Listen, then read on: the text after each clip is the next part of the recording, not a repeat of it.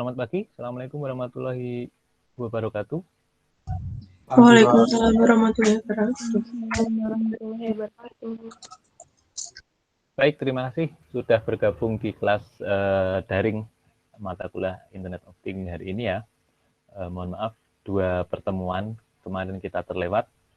Minggu pertama saya tidak bisa, dan minggu kemarin kebetulan itu saya jaga UTBK, ujian masuk itu SBMPTN, dan kebetulan di hari Selasanya kan memang hari pertama puasa ya, jadi saya kemarin putuskan seminggu memang saya off-kan untuk perkuliahan.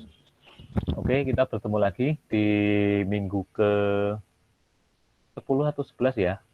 Nah, nanti hari ini kita akan mempelajari 2 materi di minggu sebelumnya. Semoga di hari puasa hari ini bagi yang menjalankan tidak mengurangi ini ya, konsentrasi dari teman-teman semua untuk kita bisa diskusi dan menyimak materi dari pembahasan hari ini. Hari ini kita akan membahas tentang biometrik dan smart card ya. Jadi di pertemuan sebelum ujian tengah semester kemarin kita membahas tentang RFID ya, RFID dan AIDC ya. Jadi lanjutan dari perangkat IoT sebelumnya, hari ini kita membahas tentang biometrik dan smart card. Dan itu sudah sering kita pergunakan sehari-hari sebenarnya. Nah, kita akan membahas secara lebih akademis, kita membahas lebih dari konsepnya seperti apa. Nah, nanti silahkan jika ada pertanyaan nanti bisa menggunakan via chat ya, untuk bisa menambah keaktifan, dan jangan lupa ya, poin keaktifan juga ada nilainya untuk menambah hasil akhir nanti, dan juga untuk memperbaiki juga misal nilai dari ujian tengah semester kemarin masih dirasa belum maksimal. Jadi silahkan bisa dimaksimalkan dari beberapa aspek sesuai yang sudah kita sepakati di awal. Silahkan dimaksimalkan untuk kesempatan ini. Dan hari ini kita menggunakan Google Meet ya, karena saya coba dari pagi Google Zoom saya itu tidak bisa dibuka. Jadi tadi makanya saya mencoba sampai detik terakhir sebelum jam masuk kuliah, apakah masih memungkinkan untuk menggunakan Zoom, namun ternyata tetap belum bisa, makanya hari ini saya menggunakan Google Meet. Nah, semoga tidak mempengaruhi ya visual atau tampilan yang ada di layar kalian. Saya juga sambil memantau dari handphone ya, ketika tampilan nanti agak tersendat mungkin saya bisa refresh dan mereload ulang. Oke, sebelum kita masuk materi kita berdoa dulu sesuai dengan agama dan kepercayaan masing-masing. Semoga kegiatan pada pagi hari ini bisa kita lakukan secara maksimal dan tidak ada kendala satu atau yang lain. Berdoa dipersilahkan. Berdoa selesai. Baik, terima kasih. Semoga di kondisi puasa ini bagi yang menjalankan malah bisa lebih konsentrasi ya, karena tidak disambil makan dan minum. Nah, dan sambil belajar kita juga mendapatkan pemahaman, selain juga belajar itu kan mendapatkan pahala yang cukup untuk orang yang berpuasa. Begitu ya. Oke, kita hari ini membahas tentang biometrik. Nah, sebenarnya mata kuliah IoT ini sudah kita jalankan sebenarnya ya. Dari yang kita sadari, misal seperti kita menggunakan fingerprint, misal kita masuk ke satu tempat, satu gedung, atau kita pernah menggunakan presensi sidik jari ataupun perangkat-perangkat yang lain. Nah, biometrik ini adalah karakteristik manusia yang menyusun identitas seseorang berdasarkan bisa wajah, bisa mata, bahkan detak jantung. Nah, semua itu dapat dipakai untuk menentukan identitas dari tiap-tiap orang ya.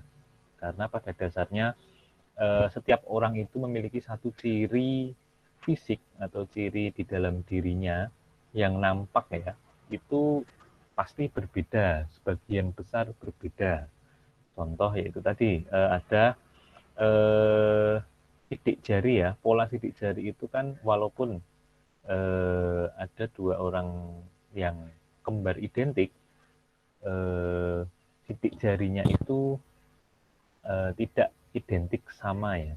Itu menurut penelitian. Saya juga belum pernah mengamati sendiri dari ada dua orang yang terlahir kembar dan apakah benar sidik jarinya berbeda, saya juga belum pernah mengecek langsung. Namun menurut penelitian dan data yang sudah ada, walaupun kembarnya identik dan mungkin dari tampilan luar itu mukanya dan semuanya hampir sama, ada karakteristik yang berbeda ya di dalam dua manusia itu. Salah satunya adalah sidik jari. Nah, di sini disebutkan bahwa pengenalan wajah merupakan cara autentifikasi biometrik yang paling efektif. Nah, jadi di sini kita akan membahas tentang ciri atau karakteristik dari manusia ya. Karena kita sebut namanya adalah biometrik. Nah, definisi biometrik. Biometrik berasal dari biomet, Yunani bios yang artinya hidup dan metron yang artinya mengukur. Jadi secara umum adalah studi tentang karakteristik biologi yang terukur. Nah, dalam dunia teknologi informasi, biometrik itu relevan dengan teknologi yang digunakan untuk menganalisis fisik dan kelakuan manusia dalam autentifikasi. Nah, misalnya contoh seperti ini ya.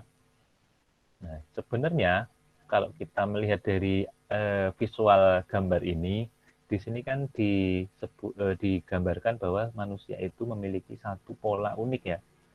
Nah, di sini digambarkan bahwa dari ada titik-titik yang menghubungkan dari satu tempat ke tempat yang lain di wajah manusia.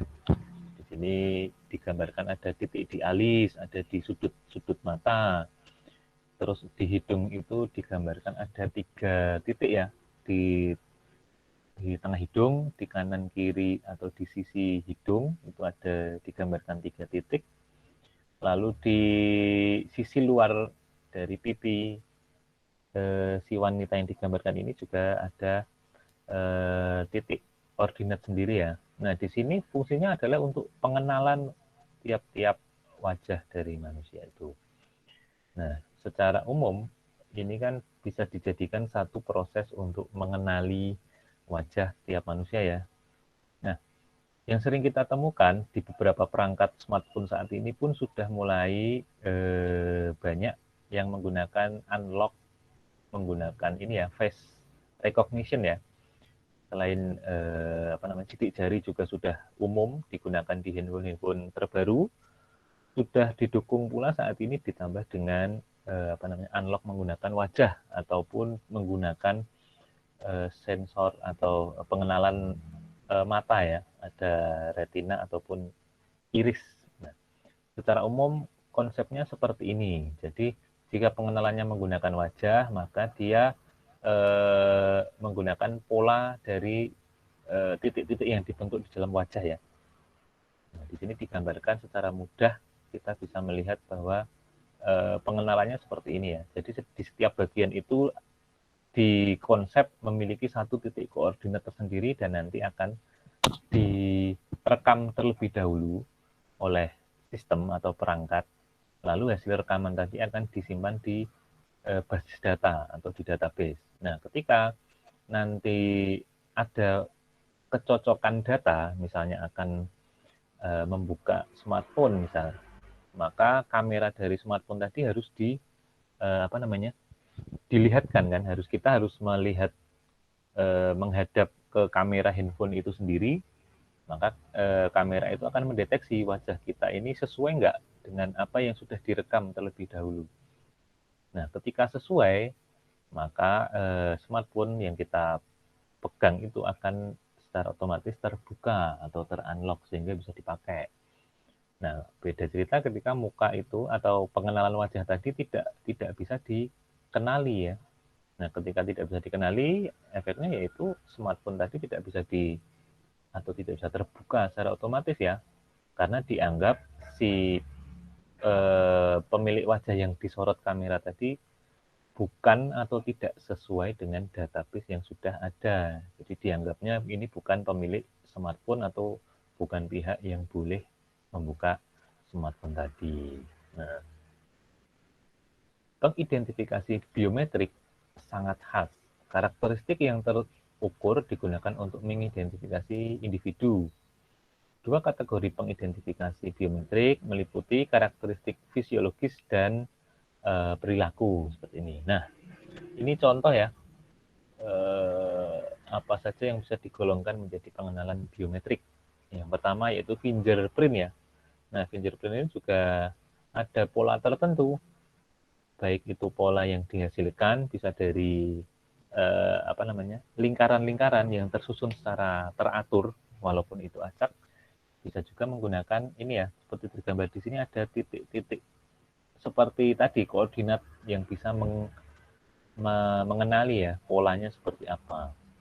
Yang kedua yaitu menggunakan iris di mata, iris yang bagian hitam di mata itu ya. Terus bisa menggunakan tangan, jadi pola tangan ya, kan ada satu kendaraan canggih dengan teknologi terbaru itu untuk bisa mengoperasikan atau bisa menghidupkan mesin di mobil itu dia cukup menempelkan tangan yang sudah diautentifikasi sebelumnya atau sudah di record sebelumnya ya. Jadi ketika tangan tadi, ketika ditempelkan pada satu sensor yang sudah dipasang di dalam kendaraan tadi dan tidak mengenali telapak tangan yang tertempel, maka mesin atau kendaraan tadi tidak akan bisa dioperasikan ya. Mesin tidak bisa nyala, mungkin nanti fitur-fiturnya juga tidak bisa digunakan, misal AC-nya tetap mati, lampu tidak bisa nyala, nah seperti itu.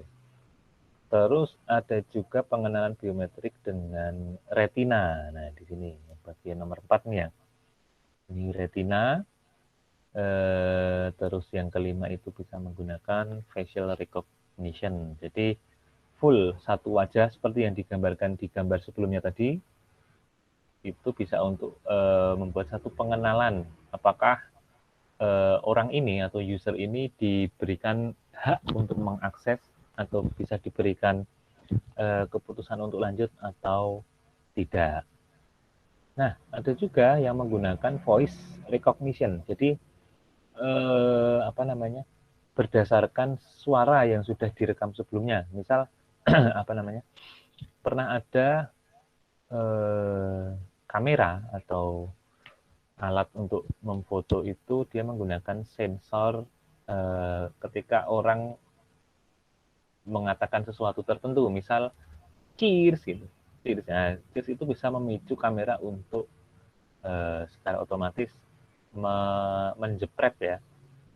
Nah, ketika dia mengucapkan kata yang lain mungkin tidak akan membuat kamera itu otomatis menjepret. Namun ketika dia mengucapkan kata tertentu yang sudah di set sebelumnya, nah itu mungkin bisa memicu sensor atau memicu alat tadi untuk melakukan perintah.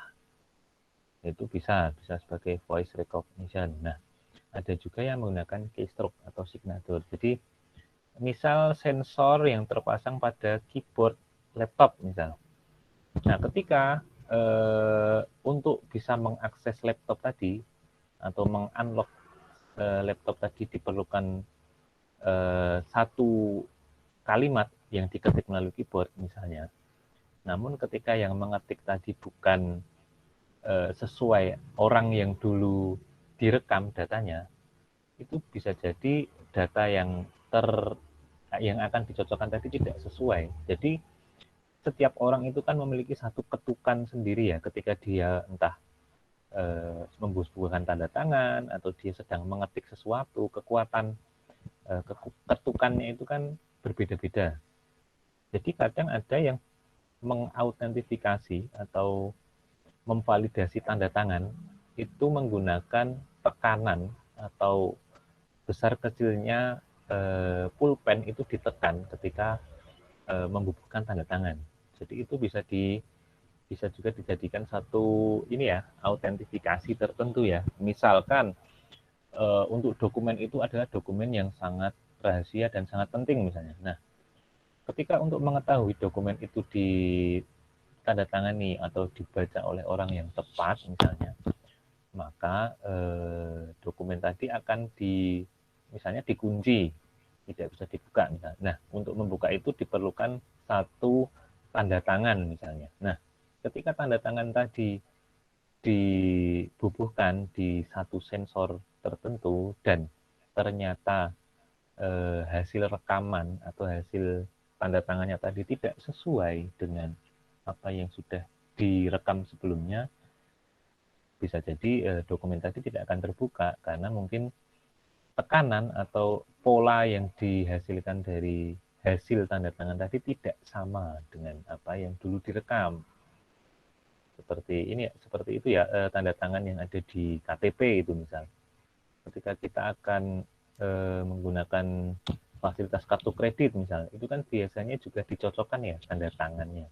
Itu hanya pencocokan secara sekilas misalnya. Belum lagi kalau harus mempraktekkan tanda tangan di satu sensor tertentu, nah, bisa jadi tanda tangan tadi tidak akan dikenali karena mungkin dulu waktu membuat masih asal-asalan dan sekarang sudah penekanan tertentu, misal saat membuat satu lingkaran pertama di tanda tangan, tekanannya itu tidak terlalu dalam misalnya. Namun ketika membuat garis, nah itu tekanannya maksimal. Nah, itu bisa dibuat satu sensor sendiri ya untuk pengenalan biometrik.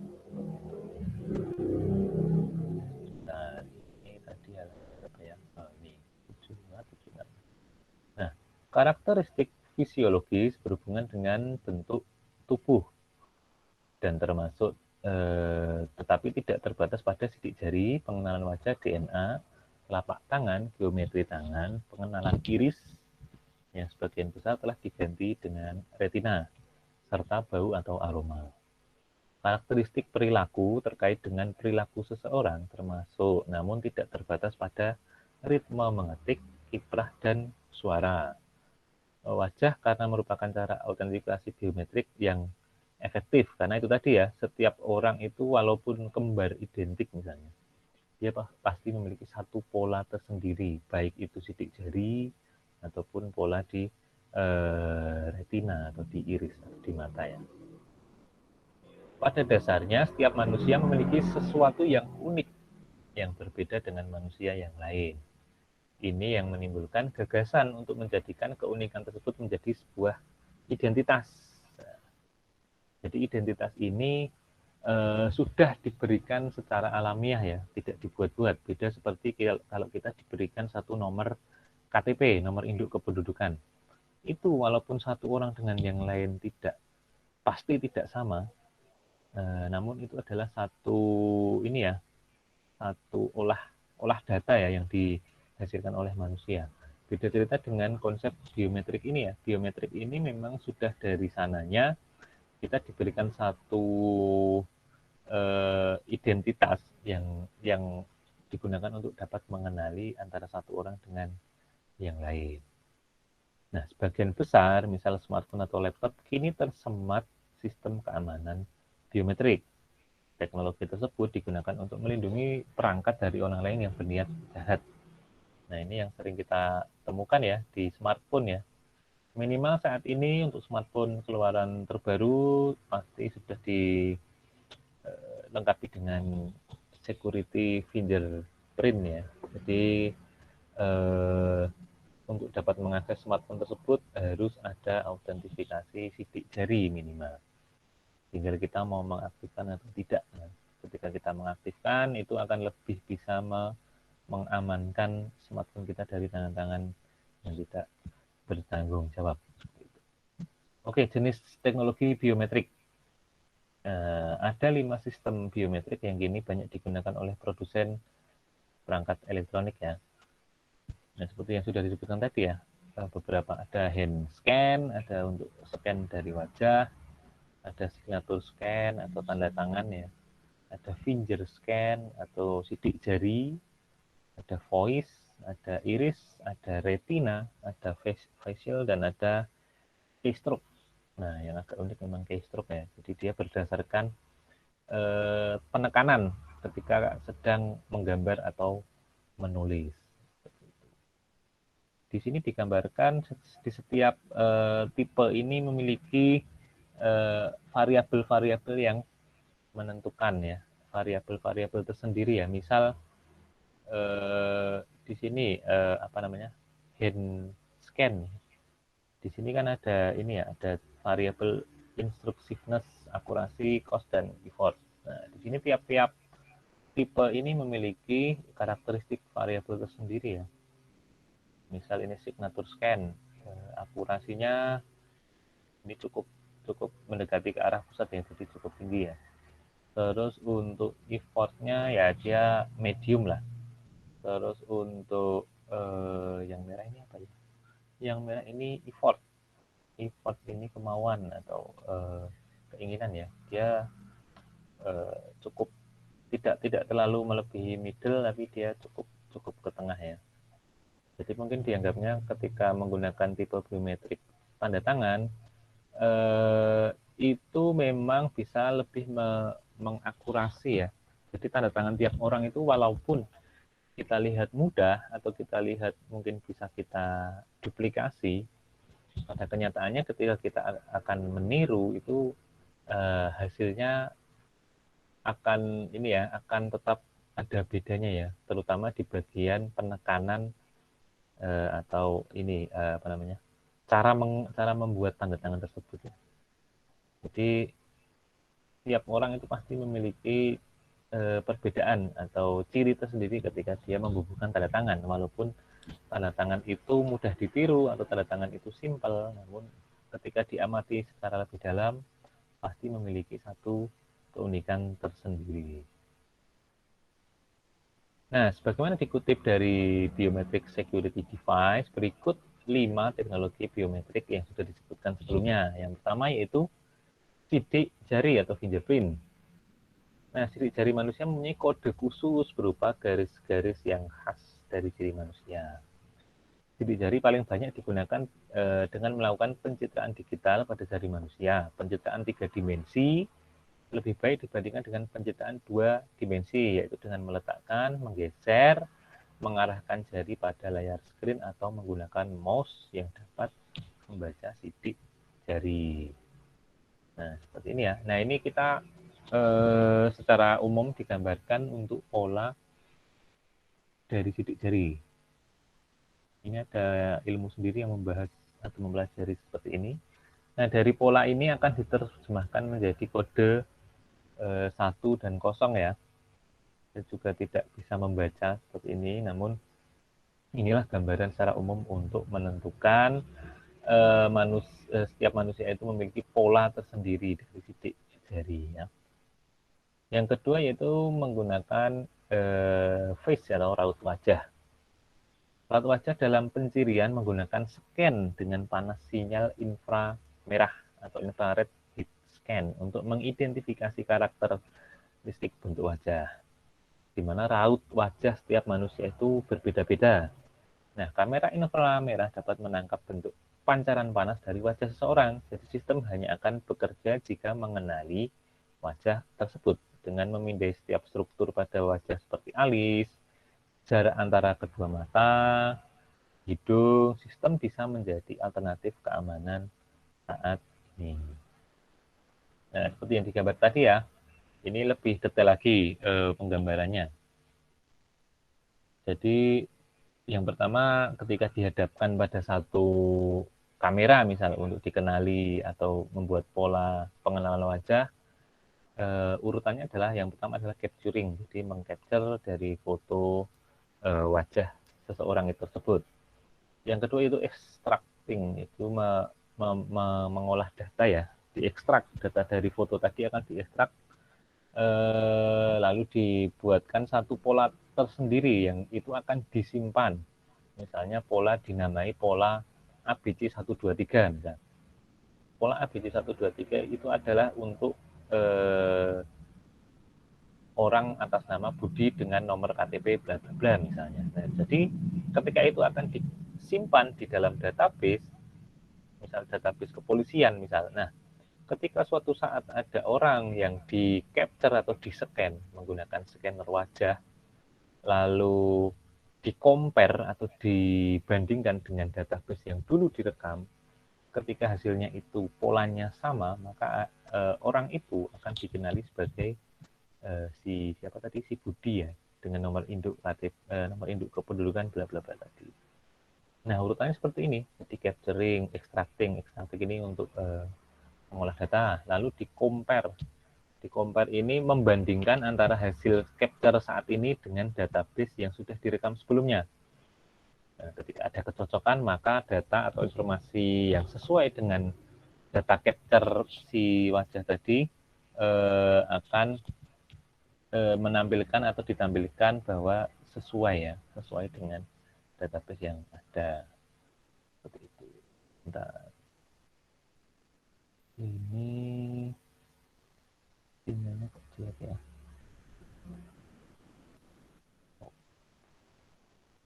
Oke, ini untuk data face ya, data capture face ya. Yang ketiga yaitu retina. Retina ini berada di dalam mata yang itu bisa digunakan sebagai identifikasi unik juga dari tiap manusia ya. Retina mata manusia terlindung dan terproteksi dari lingkungan luar. Mata memiliki sifat psikologi, memiliki ukuran ketajaman reaksi terhadap cahaya yang tiap orang itu pasti berbeda-beda ya, dan akan bereaksi terhadap cahaya, sinar, atau gerakan dan getaran alami untuk mencegah perubahan pada gambar atau subjek lain yang mengarah pada mata. Nah, ini kan tiap orang memiliki satu kepekaan tersendiri ya terhadap cahaya ya. Misal ada orang yang karena tiap hari dia mantengin laptop, bekerja dengan layar monitor yang kontrasnya cukup tinggi misal, maka mungkin ketika dia diminta untuk melihat satu layar dalam waktu yang cukup lama, misal dalam waktu 10 detik tidak berkedip, mungkin orang itu bisa tahan ya, bisa melewati tes itu misalnya. Beda cerita ketika ada satu orang yang mungkin jarang berinteraksi dengan layar monitor misal. Nah, ketika dia diperintahkan untuk menghadap satu layar dalam waktu tertentu, mungkin tidak akan tahan dan akan sering berkedip. Jadi setiap orang itu memiliki reaksi yang berbeda ketika berhubungan dengan indera mata ya. Retina merupakan lapisan jaringan pekat cahaya yang terletak di bagian belakang bola mata. Retina berfungsi mengirimkan pesan visual melalui saraf optikus ke otak. Retina mengandung saraf cahaya dan pembuluh darah. Bagian retina yang paling sensitif adalah makula yang memiliki ratusan ujung saraf. Nah, jumlah ujung saraf yang terlalu banyak menyebabkan gambaran visual yang tersebut menjadi gelombang listrik yang dibawa oleh saraf optikus menuju ke otak. Nah, yang keempat yaitu tanda tangan atau signature. Dengan digunakannya papan dan pena khusus, di mana pemakai menulis tanda tangan dengan cara penciriannya bukan membandingkan bentuk tanda tangan, tapi membandingkan gerakan atau arah dan tekanan pada pena saat menulis. Jadi di sini konsep biometrik dengan signatur atau tanda tangan itu lebih menekankan kepada cara membuat tanda tangannya ya, bukan hasil akhir tanda tangan. Jadi kan kita ketika ingin menduplikasi satu sign atau tanda tangan itu biasanya hanya melihat kemiripan atau tanda tangannya mirip sama atau tidak dengan yang asli. Namun dengan pengenalan identifikasi biometrik menggunakan tanda tangan ini, dia lebih memperhatikan proses pembuatan tanda tangan tersebut. Jadi misalnya dimulai dulu dari bagian lingkaran misal. Tanda tangan kan biasanya ada lengkungan dan ada garis ya. Nah, misal ketika direkam atau di capture tanda tangan itu dia proses awalnya dari bagian lingkaran misal, maka ketika proses autentifikasi atau penyamaan data, dia juga harus melalui proses yang sama ya. Jadi harus melalui proses pembuatan lingkaran terlebih dahulu misalnya. Jadi tidak boleh, walaupun hasilnya sama, walaupun orang yang melakukan tanda tangan itu sama-sama orang yang bersangkutan, namun ketika proses yang dilalui itu berbeda, maka akan dianggap orang ini adalah orang yang berbeda, karena di sini lebih menekankan kepada proses atau gerakan. Seperti itu ya. Yang kelima yaitu voices atau suara. Suara manusia itu khas dan unik, dapat membedakan antara satu manusia dengan manusia lain dilihat dari perbedaan frekuensi intonasi suara, karena jenis suara tidak ada yang sama persis. Nah, walaupun saat ini mulai banyak dikenal orang-orang yang bisa menirukan penyanyi ya, menirukan suara orang lain. Nah, tapi pada dasarnya suara dasar atau suara asli orang tersebut pasti berbeda dengan siapa yang ditirukan. Dia hanya pintar menirukan, namun tidak memiliki karakteristik suara yang sama ketika dia berbicara atau mengeluarkan suara secara normal. Nah, ini proses tahapannya mendeteksi suara. Tahapan pertama yaitu capture one time voice sample. Jadi ini proses enrollment ya.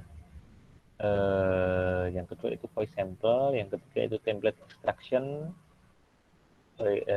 berikutnya yaitu analog to digital converter, yang berikutnya template storage, yang kelima yaitu template comparison, yang keenam yaitu hasil atau result. Nah, di sini juga sama ya, konsep utamanya yaitu ketika ada suara dihasilkan atau dikeluarkan, misal suara kita ya, suara saya misal. Saya berbicara di depan mic yang sudah dipasangi sensor. Nah, ketika suara saya dikenali oleh sensor tersebut, maka akan dibandingkan atau dilihat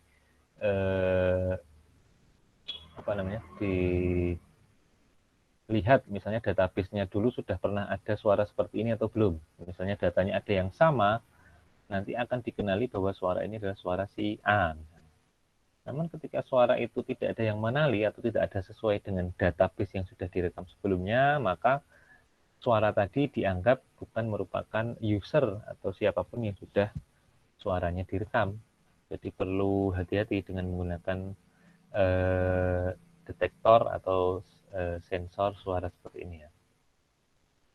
Keuntungan dari sensor suara ini adalah murah biaya dan tidak mengganggu. Tapi jika seseorang sakit atau ada faktor lain yang menyebabkan perbedaan bentuk naik turunnya suara, hasilnya akan mengganggu hasil rekognisi ya. Jadi misal sedang batuk atau sedang mengalami gangguan pita suara atau gangguan tenggorokan, mungkin suara yang dihasilkan itu akan berbeda dengan yang dulu sudah di record dan dimasukkan ke dalam database. Jadi ini lebih harus hati-hati ketika menggunakan pengenalan suara atau voices. Yang keenam yaitu iris. Ini hampir kurang lebih konsepnya sama dengan ini ya, pengenalan retina ya. Merupakan jaringan berwarna yang membentuk cincin, menggantung di belakang kornea dan di depan lensa. Iris mengatur jumlah cahaya yang masuk dengan cara membuka dan menutup, merubah ukuran pupil seperti halnya celah pada lensa kamera. Nah, apabila lingkungan di sekitar gelap, maka cahaya yang masuk akan lebih banyak. Sedangkan jika lingkungan terang, seperti kalau di pagi hari, maka cahaya yang masuk akan menjadi lebih sedikit. Nah, iris lebih cenderung di depan mata, sedangkan retina ada di belakang mata. Bedanya dengan yang tadi ya, pengenalan retina ya. Contoh pengenalan identifikasi menggunakan iris. Ini direkam dari tiap-tiap orang, tiap-tiap mata ya. Pertama urutannya adalah data capture, yang kedua itu quality control, yang ketiga segmentasi, dan keempat normalization. Lalu tahap berikutnya adalah comparison atau membandingkan. antara sampel dan template. Jadi sampel itu adalah hasil yang di-capture saat ini, dan template atau database itu adalah data yang sudah disimpan sebelumnya. Yang ketujuh yaitu keystroke. Pengenalan keystroke telah didefinisikan oleh industri dan akademisi sebagai proses mengukur dan menilai ritme pengetikan pada perangkat digital, termasuk pada keyboard komputer, bisa ponsel, dan panel layar sentuh. Pengukuran pengetikan yang dicatat, pengenalan keystroke mengacu pada informasi waktu terperinci yang menjelaskan secara tepat kapan setiap tombol ditekan pada perangkat digital dan kapan dirilis sebagai tipe orang. Nah ini ya, ini lebih kepada tekanan ya. Tekanan semisal kita menggambar garis misalnya. Menggambar garis itu kan pasti kalau kita sadari ya, misalnya kita dari awal membuat satu titik, lalu kita menarik titik tersebut ke titik yang lain. Itu tekanannya hampir pasti berbeda secara kita dalam kondisi normal ya, bukan dalam kondisi sedang diamati ya. Jadi penekanan penggunaan pena itu di setiap kondisi itu berbeda ya. Misal sedang menulis, yang kedua sedang menggambar, misal sedang menandatangani sesuatu, nah itu beda-beda. Dan ini bisa dijadikan satu pengenalan biometrik. Nah, teknologi biometrik merupakan teknologi yang digunakan untuk menunjukkan keaslian atau authentication dari individu yang melakukan akses terhadap aset organisasi. Authentication atau di sini disebutkan authentication ya, adalah konsep yang menunjukkan bahwa hanya mereka yang diizinkan saja atau verified atau authentic yang dapat mempunyai akses terhadap aset organisasi atau hal lain yang bersifat konfidensial. Misal kita mau masuk ke ruangan, suatu ruangan yang bersifat private dan rahasia misalnya, maka untuk bisa masuk itu diperlukan satu pengenalan retina misalnya, atau pengenalan iris. Jadi ketika dikenali data yang dicocokkan itu tidak sama dengan database, maka user atau orang yang sudah mencoba masuk tadi tidak akan diberikan izin atau tidak diberikan status autentik ya. Maka ruangan tadi tidak akan bisa diakses. Jadi fasilitas tadi tidak akan bisa diakses ketika user yang di-scan atau dilihat datanya itu tidak sama atau tidak autentik.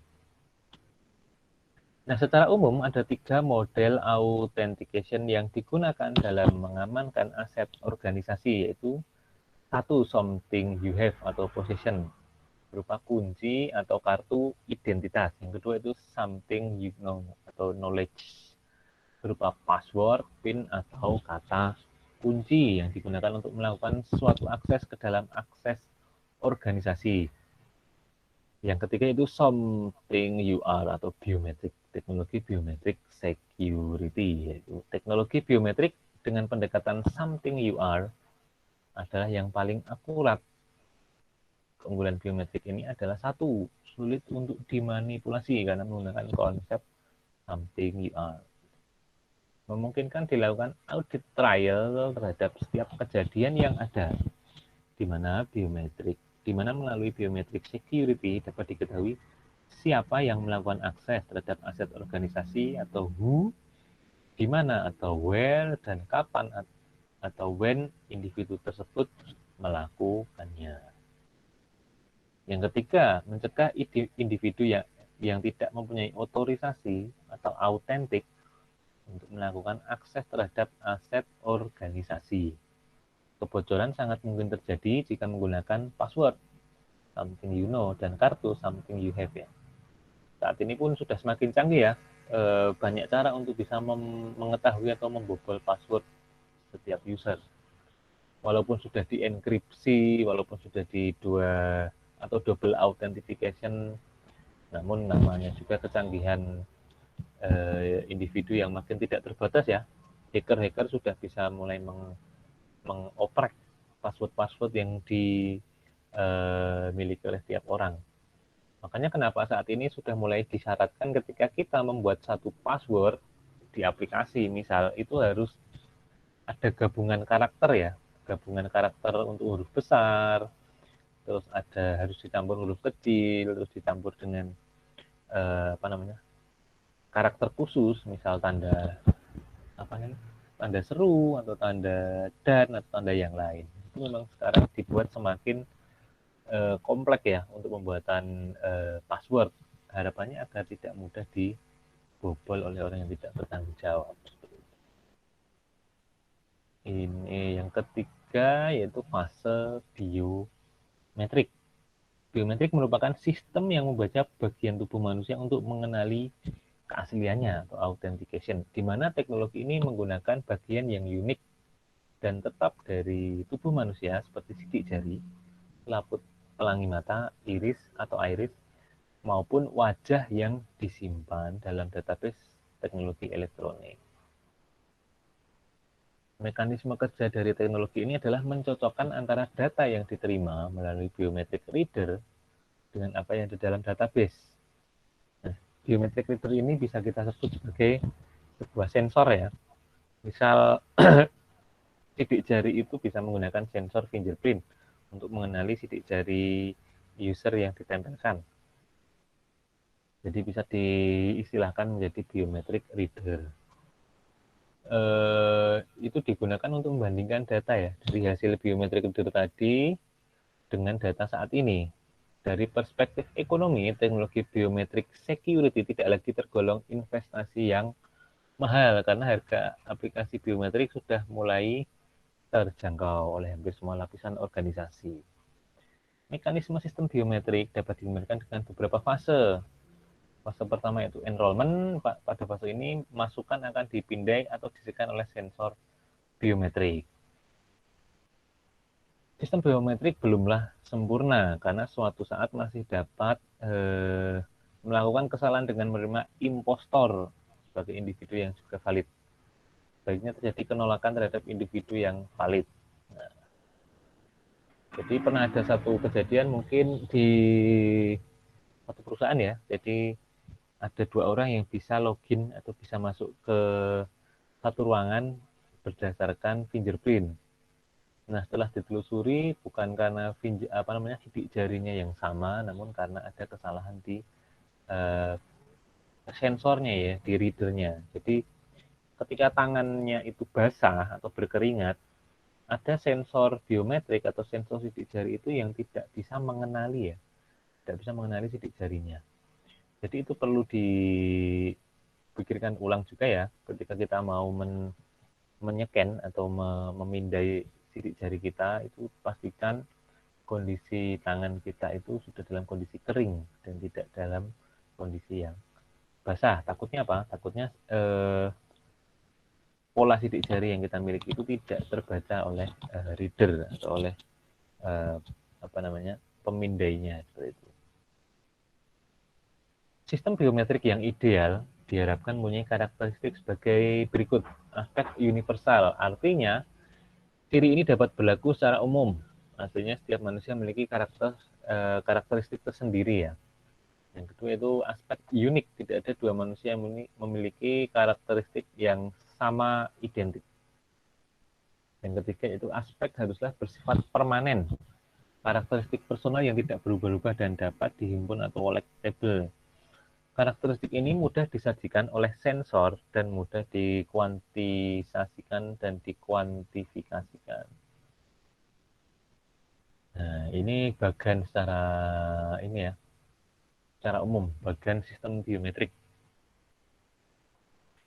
Ini yang di atas itu adalah proses penggolongan, yaitu jari, lalu nanti masuk ke bagian sistem biometrik, lalu ekstraktor ciri dan akan ditampilkan atau disimpan di database. Yang kedua itu proses identifikasi. Dari jari akan masuk ke sensor biometrik. Yang kedua lalu akan diekstraktor ciri atau diekstrak dari pola tadi ya. Langkah selanjutnya itu dicocokkan atau dikompar antara hasil scan atau hasil dari capture data jari tadi dengan database yang sudah ada. Maka akan tergambar seperti ini ya. Semisal ini hasilnya ditemukan, maka akan disesuaikan dengan hasil dari database yang sudah disimpan ya. Misalnya saya mau presensi kehadiran di UNY misalnya menggunakan mesin Finger. Sebelumnya kan saya sudah direcord ya, sudah direkam sidik jari yang saya miliki. Lalu suatu ketika saya datang dengan kondisi basah kuyup, misal tangannya habis kehujanan gitu. Bisa jadi saya tidak dikenali database fingerprint saya karena mungkin polanya tidak terbaca. Jadi seperti itu ya. Ketika tidak terbaca maka kita akan diarahkan ulang untuk men-scan ulang finger yang kita miliki ya. Sampai nanti kondisi itu bisa dikenali pola sidik jari yang kita miliki itu. Selain beberapa hal yang harus diperhatikan dari mekanisme ini adalah masalah kinerja. Dalam mekanisme ini, akurasi sistem, kecepatan, dan kehandalan perlu mempertimbangkan adanya resource, faktor operasional, dan pengembangan. Hal ini akan berpotensi sebagai kendala teknis, selain itu adalah akseptabilitas atau daya terima pengguna, akan mendorong keyakinan user terhadap akurasi dan kecepatan. Jadi, yang dinamakan konsep biometrik ini lebih kepada pengenalan secara atau berbasis dengan identifikasi manusia ya. Apa-apa yang menjadi ciri di dalam satu karakter manusia. Tadi mulai dari retina atau bagian mata, retina atau iris. Yang kedua yaitu misal pengenalan wajah. Yang keempat yaitu misal sidik jari, bisa juga menggunakan suara ya tadi ya. Mungkin nanti bisa juga menggunakan sensor yang lain, misalnya apa ya? Contoh gabungan misal sidik jari dengan wajah. Ketika yang sidik jari cocok dan wajah tidak cocok, bisa jadi itu tidak akan diberikan hak atau autentifikasi tertentu. Mari silakan jika ada pertanyaan sebelum kita nanti geser ke materi kedua ya, tentang smart card. Silakan jika ada pertanyaan berkaitan dengan biometrik, entah sidik jari atau pengenalan yang lainnya. Sedikit banyak sudah kita pelajari kita gunakan maksudnya. Kita kan mulai saat ini mulai banyak ya. Apalagi nanti mungkin ketika teknologi e-tilang sudah beredar di mana-mana ya. Saat ini kan di kota-kota tertentu saja yang sudah menggunakan konsep e-tilang ya. Kalau di Jogja itu baru info terakhir baru ada 4 titik. Ada 4 titik lokasi yang dipasangi CCTV untuk bisa mendeteksi plat kendaraan ya. Ada juga yang bilang bahwa itu bisa mendeteksi wajah pengendara. Namun karena saat ini kondisi masih belum memungkinkan ya, masih menggunakan masker ya, mungkin pengenalan wajah masih harus ditunda pengoptimalannya ya. Mungkin ketika nanti sudah tidak era pandemi lagi dan banyak yang tidak menggunakan masker, bisa juga ya di jalan itu e-tilang pengenalannya bisa menggunakan face recognition ya, seperti yang ada di Cina itu ya. Tiap warganya dipantau dengan menggunakan pengenalan wajah. Jadi ketika ada satu gangguan atau satu kecelakaan misal di jalan itu bisa langsung diambil satu tindakan seperti itu. Saat ini pun sudah mulai banyak ya dipasang CCTV di pinggir jalan ya, gunanya ya itu untuk ya sebagai data pendukung misal ada satu kejadian kriminal atau satu kecelakaan. Nah, bayangkan itu CCTV-nya sudah dipasangi sensor pengenalan wajah. Otomatis akan lebih mudah lagi ketika ada satu kejadian yang dimana itu perlu adanya penangkapan misal. Nah, dari CCTV yang terpasang tadi bisa dicari data atau informasi yang berkaitan dengan personal tersebut. Oke, jika tidak ada pertanyaan untuk biometri, kita lanjut langsung ke konsep smart card. Nah, smart card ini mohon maaf Pak, izin bertanya. Oke, silakan. Berarti apabila kita pakai konsep biometrik, semisal suatu saat terjadi kecelakaan atau apapun itu yang menyebabkan bagian dari biometrik itu tidak berfungsi, itu berarti juga tidak bisa berfungsi di semua laptop ataupun HP yang menggunakan biometrik itu, Pak. Lalu kira-kira apa ada cara lain untuk membuka itu ketika dari fungsi biometrik itu sendiri sudah tidak bisa digunakan? Ya, pernah ada ini ya, pernah satu ketika pengenalan menggunakan sidik jari itu tidak terbaca gara-gara jarinya itu misal sedang memasak terus terkena pisau, itu kan ada satu goresan ya. Nah, memang salah satu kelemahan ya, salah satu kelemahan yang mungkin saya pernah alami sendiri ya seperti itu. Jadi memang jari saya luka dan finger saya atau fingerprint saya itu tidak dikenali oleh mesin pencatat atau mesin sensor.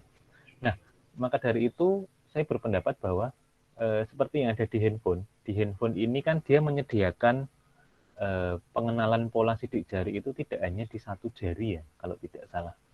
Kalau di handphone saya itu ada 5 pola yang harus direcord. Jadi triknya kalau kalau kalau yang saya lakukan adalah dari 5 kesempatan untuk merecord pola itu saya menggunakan beberapa jari yang berbeda, tidak hanya dalam satu jari telunjuk saja. Misal jari telunjuk kanan itu saya record di pola 1, terus jari jempol kanan 1. Nanti yang bagian tangan kiri juga kita record juga ya. Jadi tujuannya untuk meminimalisir saja ya ketika terjadi hal-hal yang tidak kita inginkan, misal tangan kita luka atau yang paling paling parah misalnya terbakar itu kan merusak pigmen ya, merusak pigmen dan merusak pola sidik jari ya. Misal tangan kita melepuh nih, misal tidak sengaja menyentuh kita sedang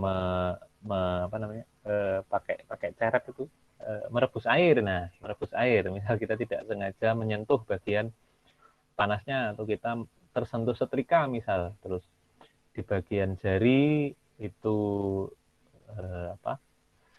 melepuh atau rusak misalnya, itu kan juga dimungkinkan seperti itu.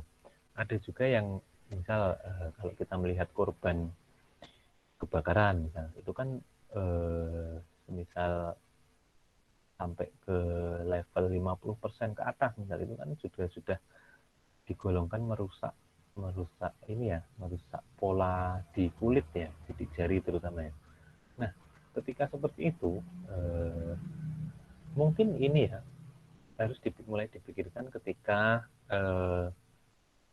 misal di satu pabrik nih, di satu industri yang berhubungan dengan api, misal di industri contoh Pertamina misal, yang di beberapa hari yang lalu sempat ada ledakan kilang ya, kilang minyak kalau nggak salah.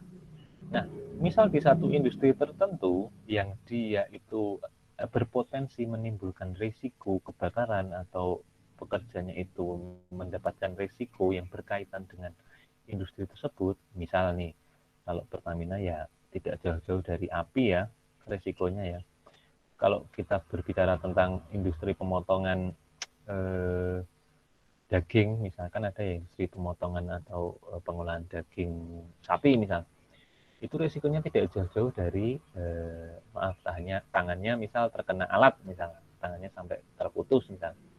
Nah, jadi mungkin yang harus disesuaikan adalah tiap industri atau tiap user yang mengaplikasikan teknologi ini harus menyesuaikan atau mengantisipasi. Misal satu sensor itu atau satu teknologi yang digunakan tadi itu menemui satu hambatan atau risiko dari user, maka dia harus sudah memiliki satu konsep cadangannya. Misal tadi kita adalah satu pekerja di satu kilang minyak, misal seperti kemarin ya, di mana tuh, di Indramayu atau di Cilegon ya. Nah, misalnya terjadi keledakan hebat atau kebakaran yang menyebabkan misal pekerjanya ada salah satu pekerja yang cacat seumur hidup, misalnya tangannya atau wajahnya mungkin terkena risiko lah seperti itu.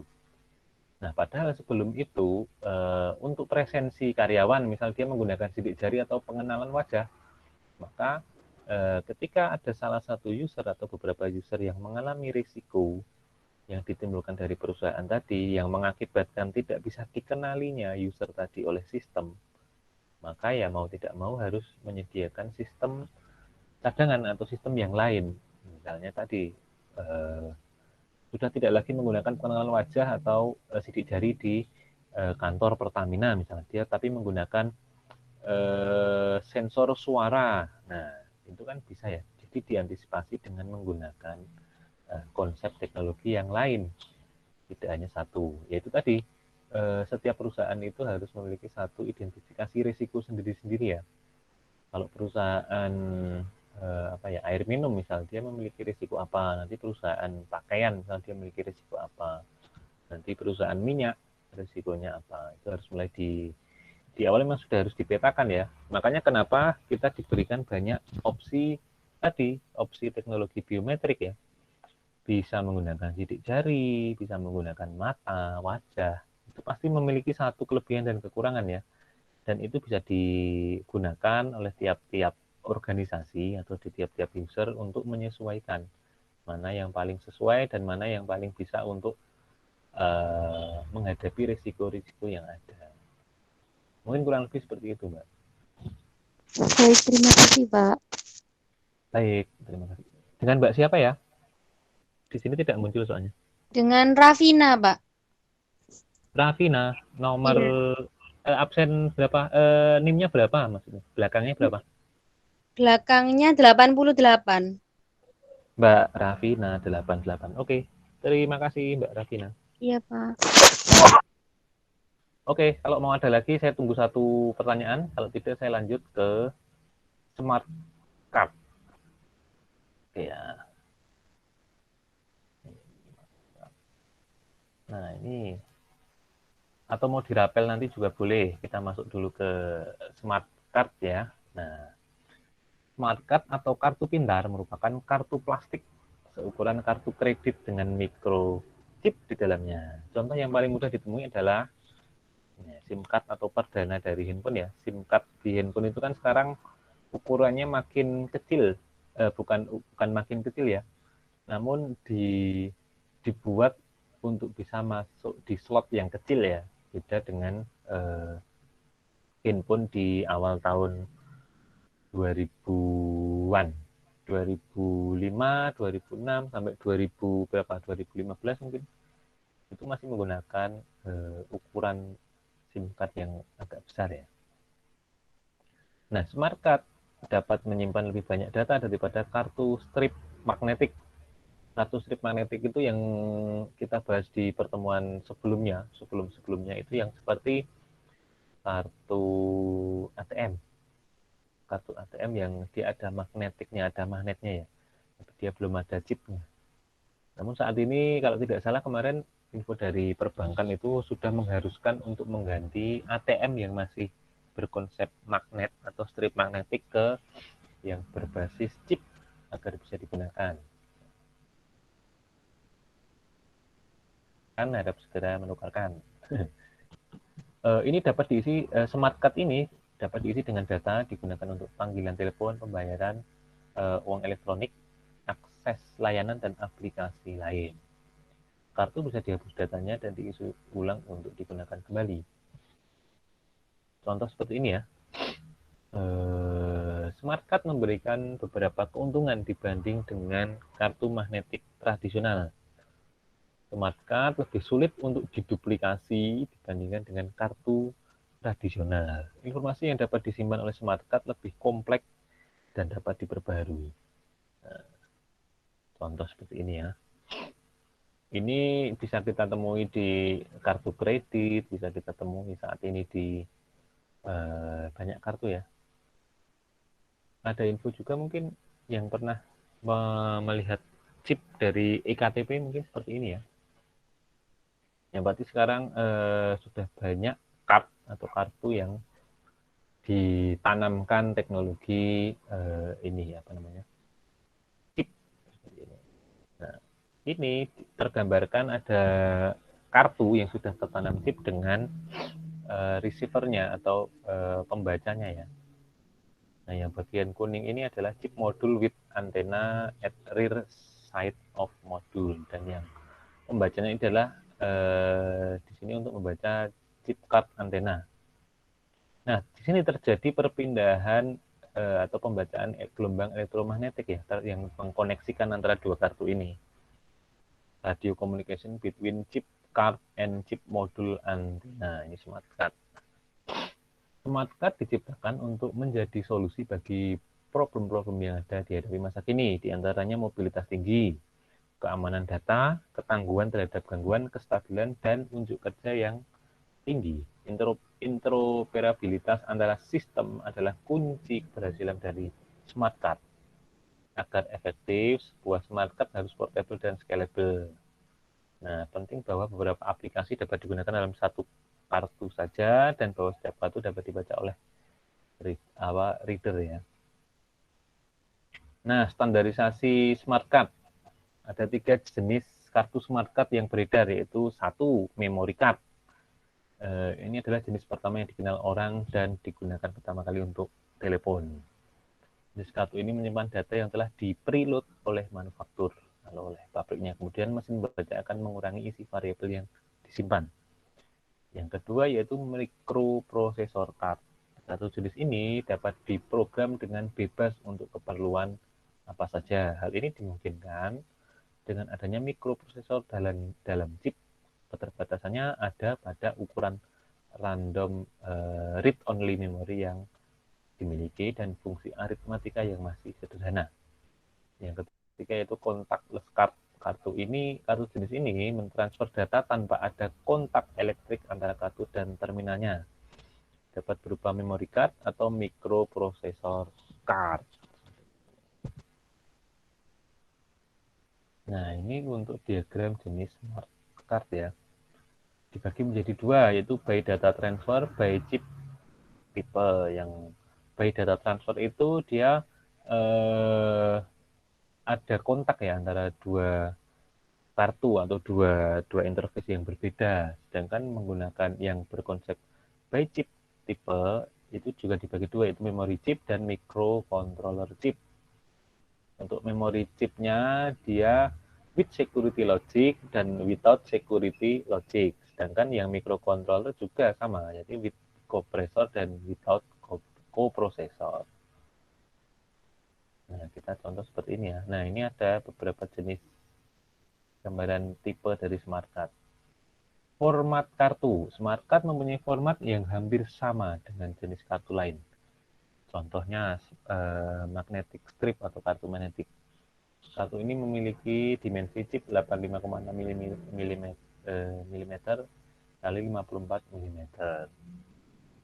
Semua jenis smart card memiliki chip dengan dimensi yang sama. Chip ini ditanam dalam plat plastik tipe ID1 yang terbuat dari bahan PVC dengan tebal 0,76 mm sesuai dengan standar ISO 7816.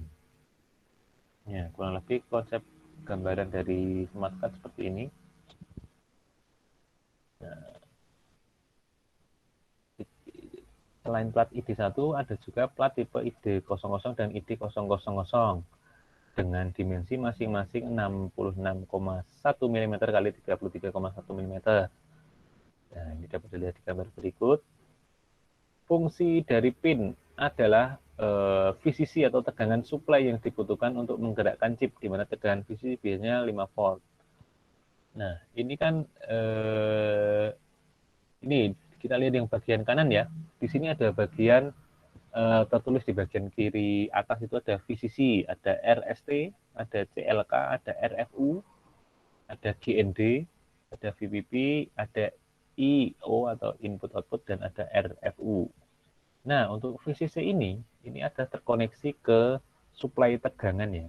Jadi kartu ini harus disuplai sumber daya untuk bisa beroperasi.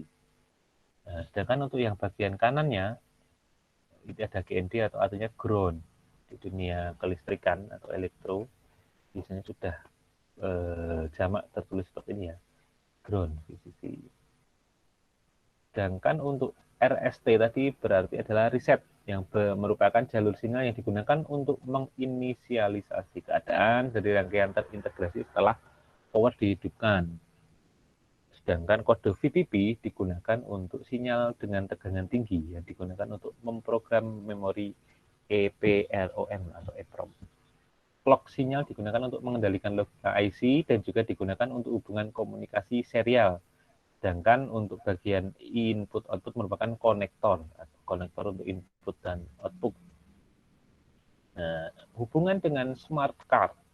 Smart card tidak dapat berfungsi jika kontak yang ada pada smart card tidak dihubungkan dengan konektor dari alat interface-nya, di mana komunikasi yang terjadi antara smart card reader dengan komputer berupa komunikasi serial. Nah, ini contoh ya, seperti ini ya. Yang pasti ada chipnya itu contohnya adalah kartu kredit ya. Itu sejak dulu memang sudah ada chipnya, berbeda dengan kartu debit. Nah, namun saat ini kartu debit itu sudah mulai diganti dengan konsep chip ya, sudah menggunakan smart card ya, tidak hanya magnetic strip, tidak hanya kartu magnet, tapi sudah lebih ke kartu chip ya. Nah, itu makanya sekarang mulai banyak diinfokan untuk segera mengganti kartu ATM lama dengan kartu ATM baru. Ini sudah lebih ke teknis. Smart card yang telah memenuhi standarisasi ISO 7816 telah terbagi menjadi 3. ISO standar 1 mengatur karakteristik fisik, standar 2 mengatur lokasi dan dimensi dari kontak, dan yang ketiga mengatur tentang protokol dan signaling transmisi. Implementasi smart card. Aplikasi penggunaan smart card dapat digolongkan menjadi 3 kategori, yaitu sebagai penyimpan data. Kartu digunakan sebagai alat menyimpan informasi yang menyenangkan, portable, dan aman. Yang kedua yaitu identifikasi.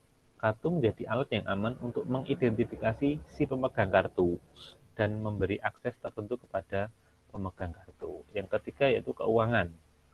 Kartu dapat digunakan untuk transaksi sebagai pengganti cek. Misal dalam praktek, smart card dapat diaplikasikan pada berbagai macam industri dan keperluan.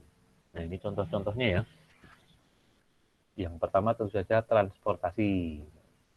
Contoh menggunakan ini ya, kalau kita mau menaiki LRT atau kereta cepat di Singapura itu, mereka memberikan smart card ya untuk bisa mengakses beberapa fasilitas.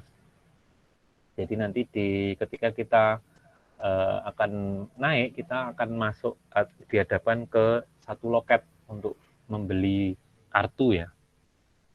Nah, nanti untuk bisa mengakses tadi, setelah kita mendapat kartu, kita akan sering untuk men-tap atau menggesek kartu tadi di tiap-tiap stasiun yang kita singgahi ya. Ketika kita akan melalui banyak jalur stasiun misal, dia akan memerlukan satu tap atau satu gesekan setiap satu stasiun yang berbeda. Nah, juga menggunakan smart card di tol ya, pembayaran tol jalan raya adalah contoh lain dari penggunaan smart card di bidang transportasi. Seperti telah disinggung di atas, di Singapura sistem IRP mengharuskan pengemudi mobil menggunakan smart card.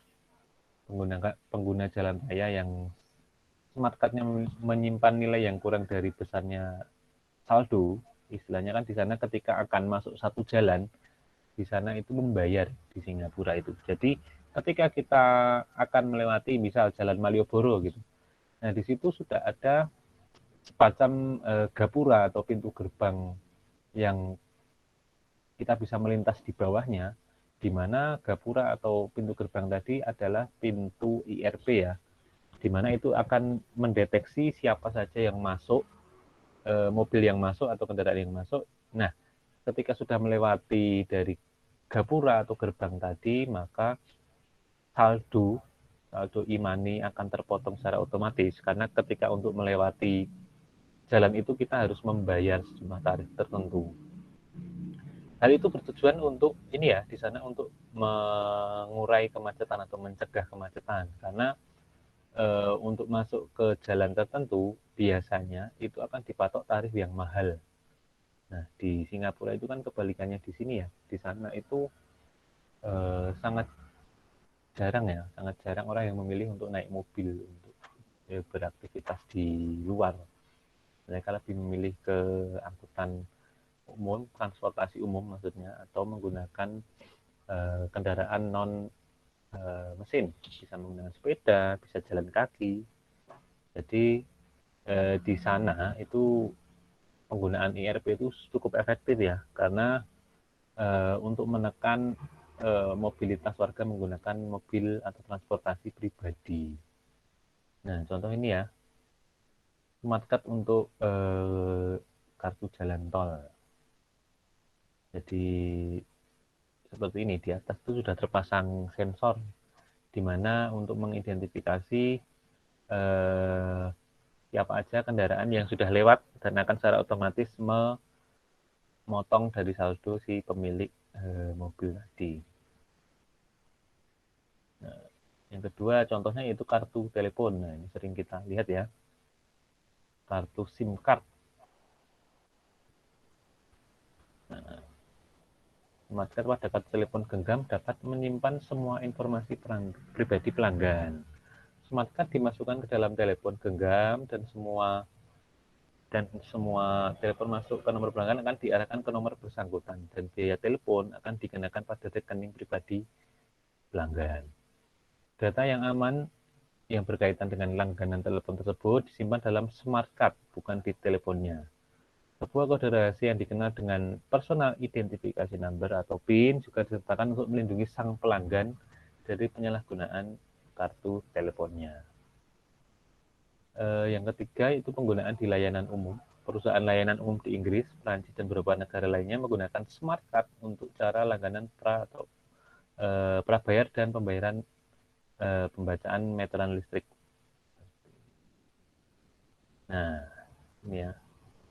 Jadi di sana sudah bisa membayar langsung di meteran listriknya ya. Jadi kita tidak perlu mengisi token dan kita mengetik atau mengisikan melalui keyboard yang ada, namun di sana sudah tinggal memasukkan kartu untuk bisa mengisi pulsa listrik. Sudah jauh lebih langkah lebih maju dari di sini ya. Namun semoga nanti kita bisa mengikuti seperti ini. Terus yang keempat itu keamanan komputer. Contohnya penggunaan ini ya. Jadi ada juga ya orang yang harus menggesekkan atau memasukkan kartu tertentu yang sudah ada chipnya itu untuk bisa mengakses komputer. Misalnya itu di bagian-bagian penting terutama ya. Misal dia adalah bagian finance di suatu perusahaan yang dimana komputer tadi itu menyimpan banyak data-data penting misalnya, ataupun di pejabat-pejabat tertentu yang memang membutuhkan keamanan komputer yang berlapis misalnya, itu bisa menggunakan smart card ya biasanya.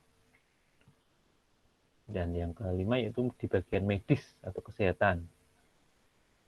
Di Perancis dan Jepang, pasien penyakit ginjal mempunyai akses terhadap kartu yang berisi catatan mengenai dialisis dan resep obat mereka. Kartu tersebut dirancang dengan fitur pengaman untuk mengontrol akses terhadap informasi hanya bagi pihak yang berwenang dan dokter.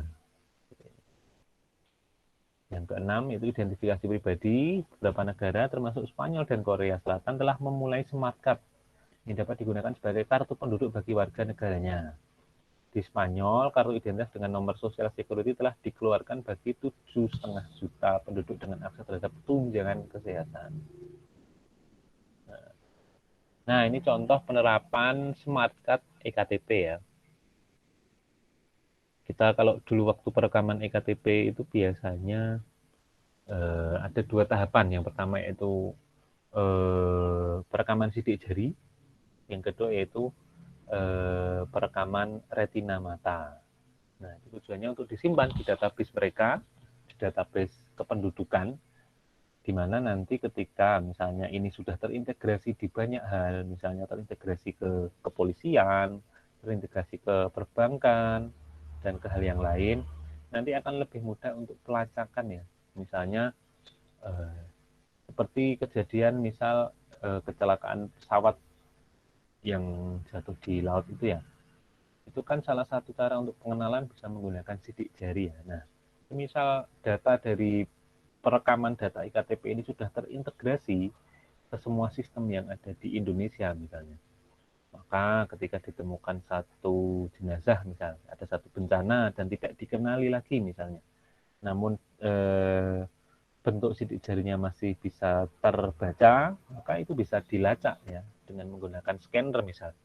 Karena itu sudah terintegrasi di semua wilayah Indonesia misal, itu bisa segera dikenali. Misalnya sidik jarinya ditempelkan di alat scanner, maka akan muncul data nama, terus misalnya alamatnya di mana, dan lain sebagainya.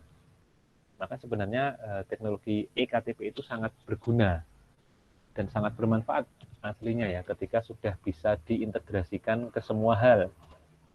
Nah, sekarang kan masih semi manual ya, ketika kita masih ingin mengurus berkas, misal kita ke rumah sakit atau kita ingin pengurusan akademis misal, kadang-kadang kita masih diminta untuk memfotokopi KTP. Itu kenapa? Karena belum semua tempat atau belum semua birokrasi itu mempunyai alat untuk membaca iktp ya. Jadi memang kendalanya masih di bagian pembacanya ya. Pembacanya itu memang belum semuanya memiliki dan masih terbatas.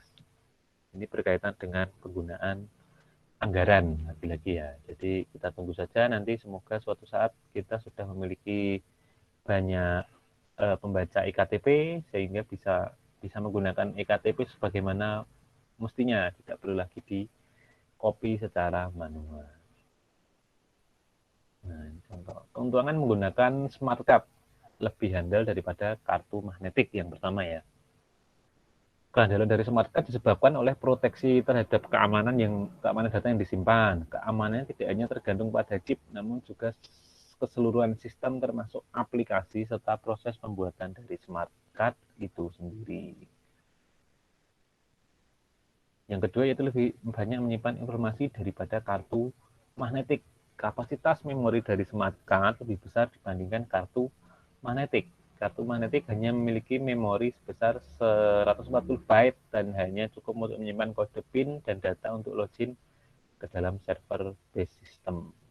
Jadi lebih data yang ditampung itu lebih besar ketika menggunakan smart card dibanding dengan magnetic stripe.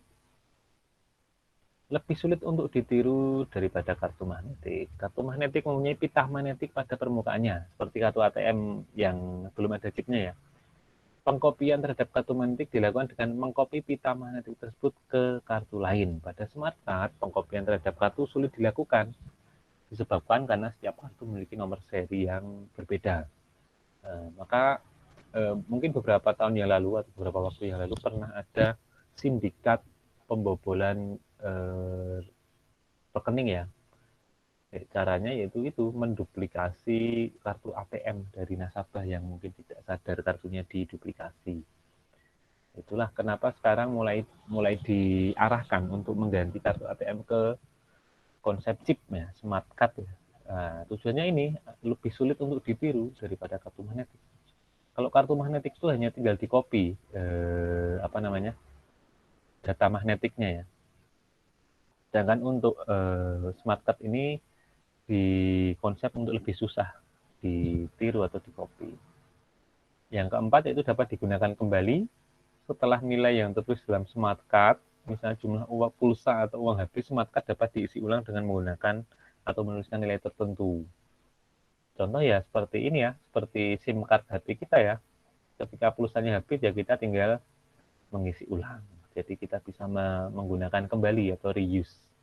Yang kelima itu dapat melakukan banyak fungsi di berbagai area industri.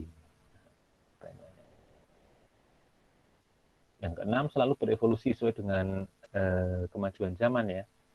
Jadi chip itu akan selalu bertransformasi sesuai dengan kebutuhan dan kemajuan zaman.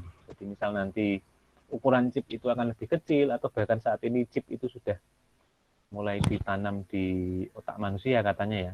Itu harus kita pahami bahwa teknologi selalu berkembang ya. Jadi semakin banyak hal yang mungkin kita sebelumnya bayangkan tidak mungkin terjadi, namun saat ini dengan teknologi yang semakin dikembangkan itu makin terwujud ya angan-angan orang yang memiliki banyak ide tersebut. Nah, satunya nih ya contoh penggunaan biometrik dan smart card yang di konsep utamanya adalah otomatisasi aktivitas yang dilakukan oleh manusia ya. Jadi sudah tidak lagi tergantung pada peran manusia, namun sekarang kita sudah bisa lebih mengotomatisasi berdasarkan konsep-konsep Internet of Things yang kita pelajari ya. Ada RFID, ada AIDC, terus ada saat ini biometrik kita bahas, dan ada smart card. Nanti di minggu depan kita bahas lagi konsep Internet of Things yang lain yang berkaitan. Sehingga kita bisa tahu bahwa kalau kita sering menggunakan ini, misal seperti SIM card itu teknologinya apa gitu, kita jadi saat ini kita bisa tahu ya. Oke, mungkin ada pertanyaan untuk bagian smart card atau tadi yang mau menyusulkan untuk biometrik mungkin, karena materi untuk 2 pembahasan sudah selesai. Nanti kita masuk lagi di pembahasan minggu depan, masih di mata kuliah Internet of Things ya. Nanti kalau nggak salah di bulan Juni ya, kalau nggak salah di Juni atau Mei akhir mungkin kita sudah ujian akhir semester ya. Kita saat ini kalau nggak salah di minggu ke-11 kalau tidak salah. Jadi nanti pembahasannya masih berkaitan dengan apa yang sudah kita bahas hari ini. Oke, jika ada pertanyaan monggo diajukan. Ada yang via chat ya ini? Oke, sebentar. Via chat. Oke. Saya ingin bertanya untuk penggunaan biometrik dalam jenis finger selain mudah digunakan juga bisa dibobol keamanannya karena menyimpan datanya ya di database yang sangat merugikan.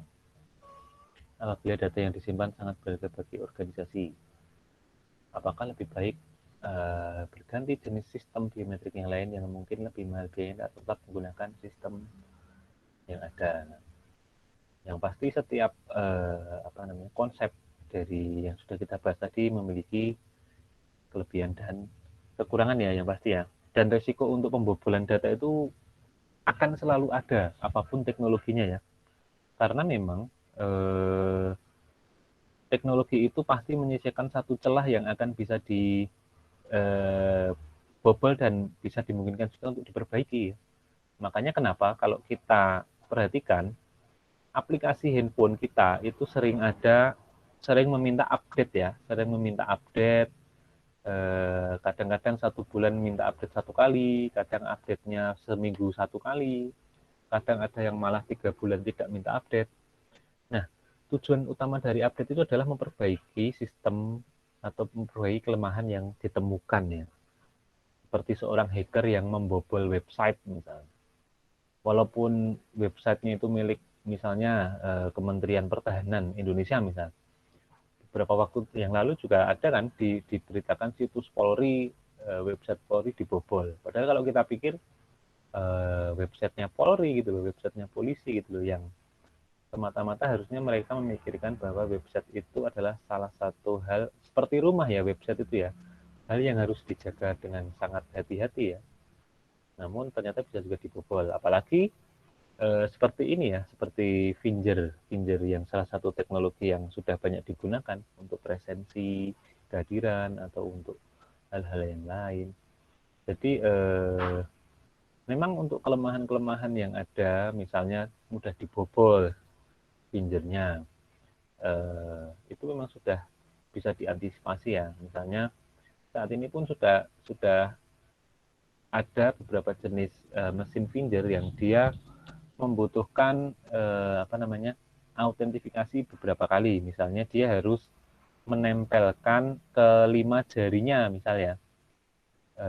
Jadi tidak hanya satu kali tempel misalnya jempol saja lalu bisa terdeteksi data atau bisa masuk ruang misalnya. Kan ada satu ruang yang untuk membukanya itu harus menempelkan sidik jari ya. Nah, ada juga untuk bisa memperlapis keamanan, untuk bisa meminimalisir pembobolan data misalnya. Sistem di Finger tadi dibuat harus mencocokkan misalnya minimal 3 sidik jari yang ada di kita, misalnya di jempol atau di telunjuk atau di kelingking misalnya.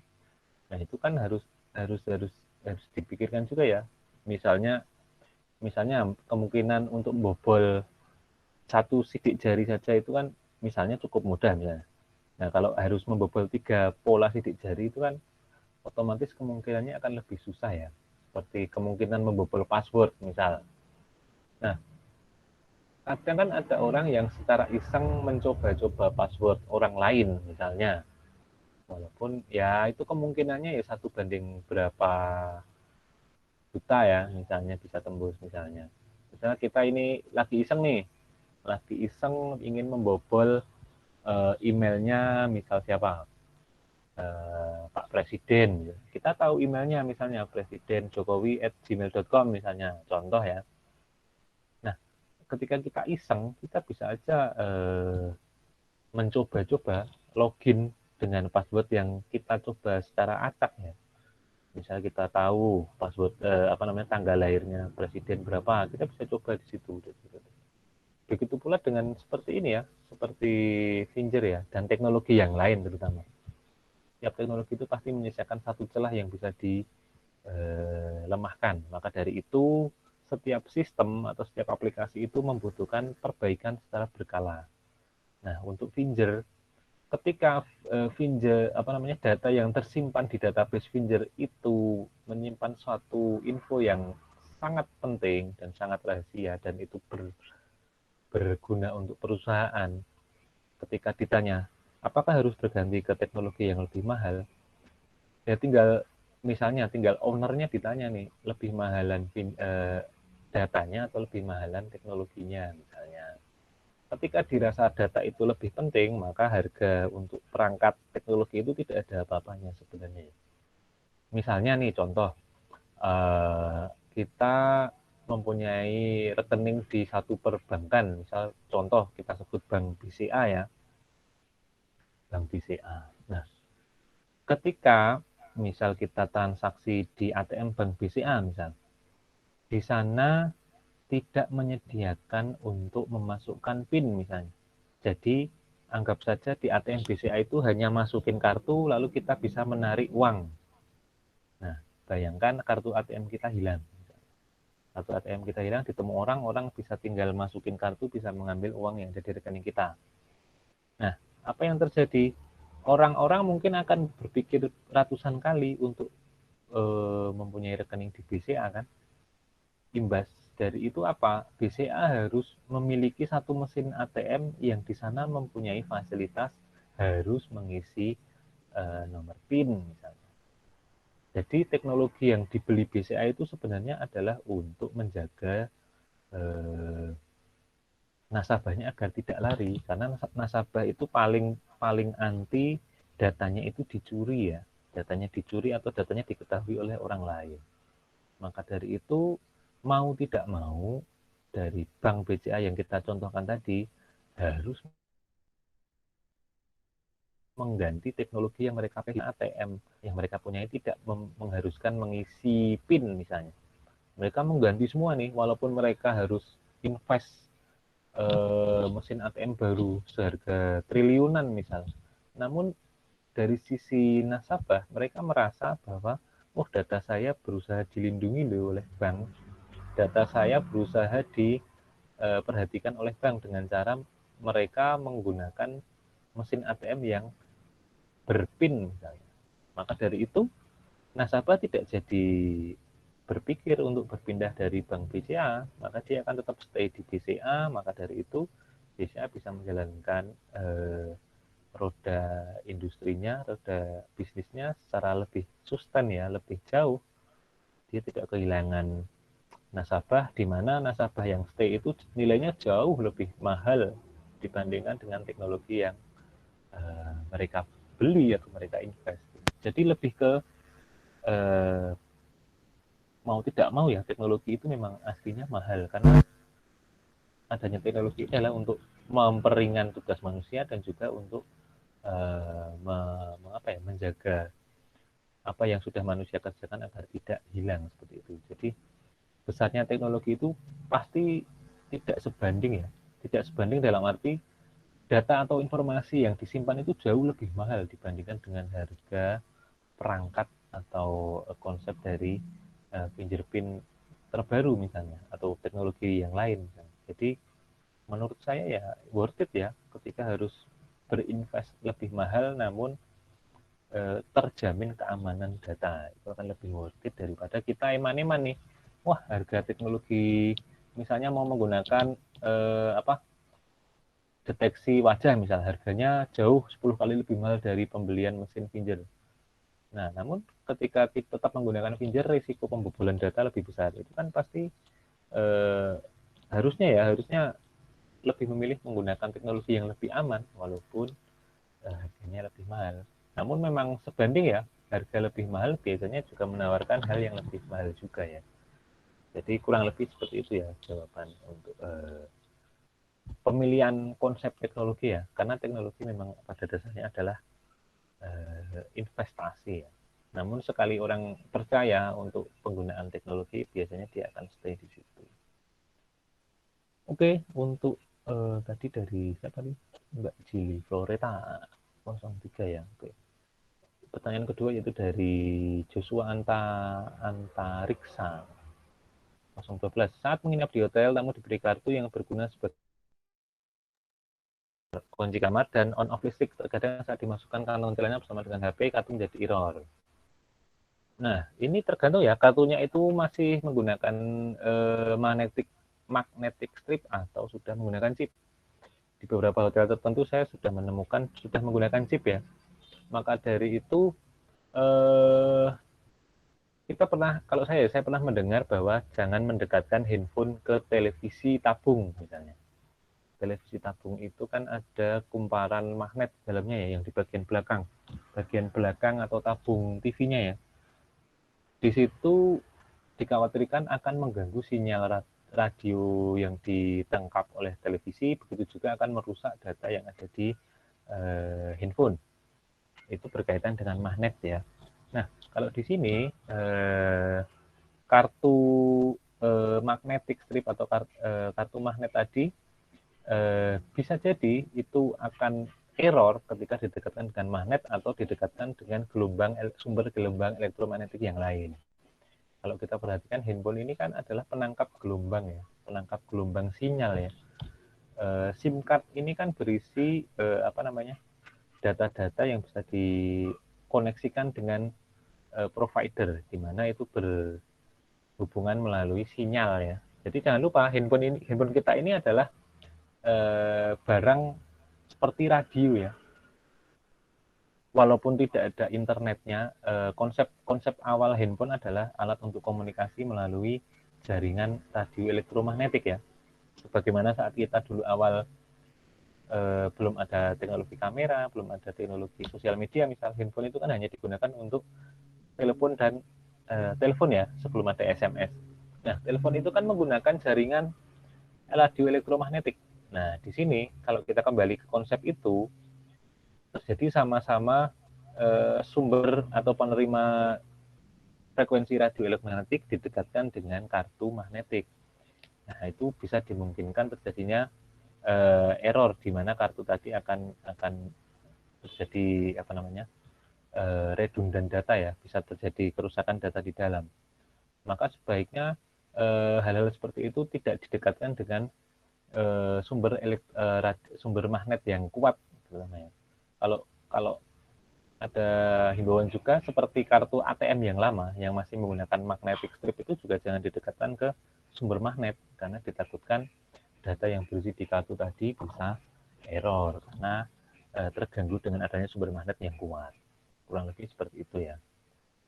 Beda cerita kalau mungkin sudah menggunakan ini ya, kartunya sudah menggunakan SIM card, sudah menggunakan card chip ya, itu jauh lebih kuat ininya ya, tidak terganggu dengan adanya sinyal radio elektromagnetik.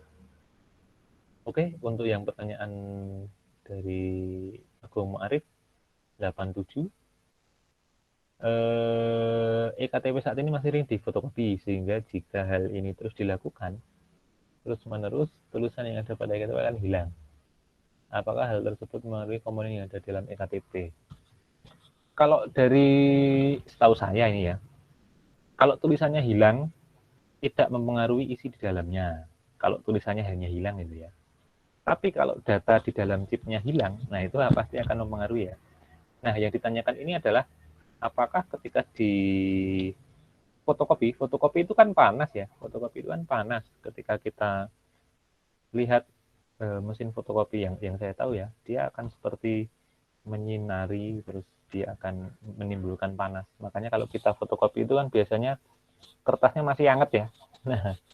Nah, saya juga belum mencoba sebenarnya kartu EKTP saya fotokopi terus datanya hilang apa enggak. Karena itu tadi saya juga belum pernah bermain dengan EKTP reader ya.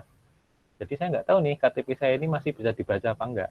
Jadi tapi secara prinsip bahwa chip atau magnetic card atau apapun yang ada chipnya itu secara umum sebisa mungkin dijauhkan dari itu ya, data-data sumber gelombang sumber magnet yang kuat. Secara konsep seperti itu.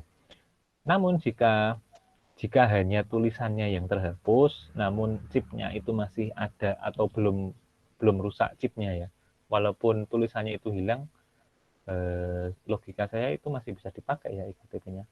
Kebalikannya, misalnya EKTP-nya masih tertulis rapi, tulisannya masih jelas, fotonya masih kelihatan, namun chipnya itu sudah error, ya berarti nggak bisa dibaca ketika dibaca menggunakan EKTP reader ya. Tapi kita harus mencoba sih sebenarnya ya, karena EKTP ini masih susah dicoba. Saya belum pernah menemukan EKTP reader sendiri ya. Mungkin kalau di Dukcapil sudah ada atau di mana kecamatan sudah ada, saya juga nggak tahu.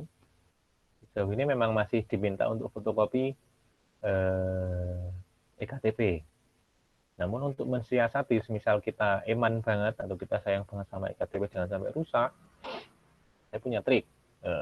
KTP-nya difoto, lalu kita simpan di handphone atau di email atau dimanapun. Ketika diminta fotokopi, kita print dari file tersebut. Jadi kita tidak langsung menempatkan kartunya di mesin fotokopi, namun kita mencetak foto KTP tadi dari email. Jadi tidak menempelkan kartu ke mesin fotokopi, namun kita tinggal memprint foto KTP kita. Harapannya apa? Harapannya itu tadi, kalau kita memang peduli dengan chip atau data yang ada di dalam kartu, ya kita lakukan antisipasi sebisa kita ya. Jadi kalau saya memang sudah memfoto KTP dan berkas lainnya tuh saya simpan di Google Drive. Kayak SIM itu katanya juga ada SIM ini ya, SIM kendaraan bermotor ya, surat izin mengemudi itu katanya sudah ada chipnya katanya. Makanya hal yang penting untuk sekiranya diminta untuk fotokopi, saya pasti sudah scan ya. Kita foto scan itu ya. Kan sekarang bisa ya men-scan dengan kamera HP.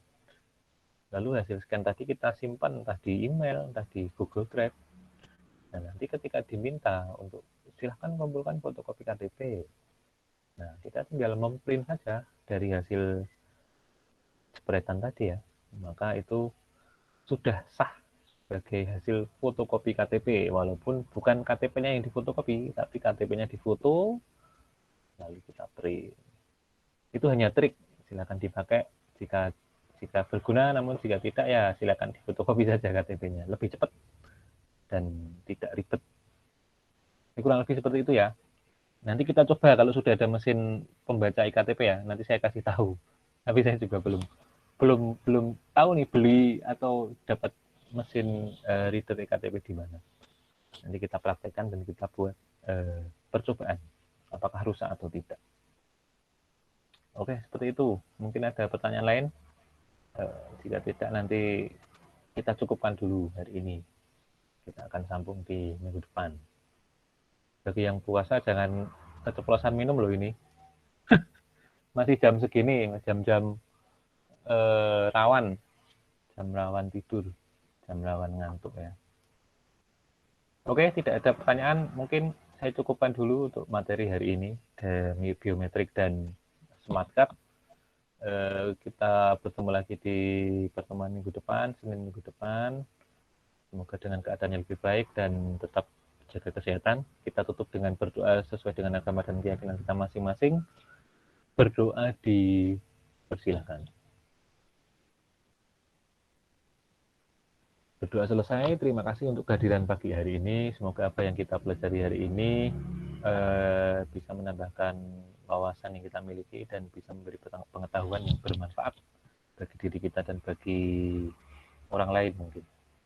Saya cukupkan dulu, banyak penyampaian saya yang kurang dan tidak berkenan, saya mohon maaf. Wabillahi taufiq wal hidayah. Assalamualaikum warahmatullahi wabarakatuh. Waalaikumsalam warahmatullahi wabarakatuh. Waalaikumsalam warahmatullahi wabarakatuh. Waalaikumsalam.